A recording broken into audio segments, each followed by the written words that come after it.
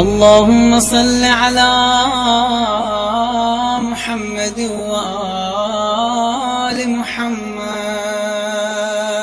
اعوذ باللہ من الشیطان الرجیم. بسم اللہ الرحمن الرحیم. انشورنس کرنے یا انشورنس کا کام کرنے کے حوالے سے چھوٹا سا اختلاف مسلمانوں کے درمیان موجود ہے، مگر شیخ جعفریہ کے نقطۂ نگاہ سے اہل تشیع کے یہاں انشورنس کا کام کرنا بالکل صحیح ہے. لہذا جو افراد انشورنس پالیسیز کا کام کر رہے ہیں یا انشورنس کمپنیز میں کام کر رہے ہیں، ان کا انشورنس کا کام کرنا بالکل صحیح ہے اور پالیسیز بیچنا ان کے لیے بالکل جائز ہے. اگرچہ کچھ برادران اہل سنت کے گروہ ایسے ہیں کہ جو انشورنس کے کام کو دو حصوں میں تقسیم کر دیتے ہیں اور پھر ایک حلال والا راستہ نکالتے ہیں اور دوسرے والے کے بارے میں کہتے ہیں کہ حرام ہے، وہ طریقہ جائز نہیں ہے. مگر اس تفصیل میں ہمیں جانے کی ضرورت نہیں ہے.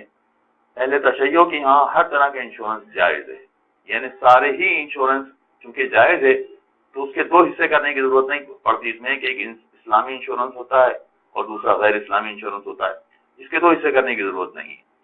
لہذا جتنے بھی انشورنس کمپنیز میں کام کرنے والے ہیں ان کا کام بھی صحیح ہے اور جو افراد انشورنس کروا رہے ہیں ان کا انشورنس کروانا بھی صحیح ہے.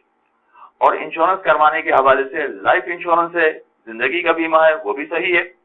اور اسی طرح سے مال اور دیگر اشیاء کا انشورنس کروانا وہ بھی بالکل صحیح ہے. لہذا کارگو کا جو انشورنس کروایا جاتا ہے اس میں بھی کسی طرح کی کوئی قباحت نہیں ہے. فیکٹری اور گاڑیوں کا جو انشورنس کروایا جاتا ہے اس میں بھی کوئی قباحت نہیں ہے. اور لائف انشورنس میں بھی کسی طرح کی کوئی قباحت نہیں ہے. انشورنس پالیسیز بیچنا بھی جائز ہے، اس کو خریدنا بھی جائز ہے. اس کے بعد جب پیسہ ملتا ہے، چاہے میچورٹی پر پیسہ ملے یا میچورٹی سے پہلے وہ پالیسی ختم کر دی جائے اور اس کا پیسہ ملے، تو وہ پیسہ استعمال کرنا بھی بالکل صحیح ہے. البتہ اس حوالے سے کچھ خمس کے مسائل ہو سکتے ہیں، مگر اس کو خمس کے چیپٹر میں بیان کرنا زیادہ مناسب ہوگا.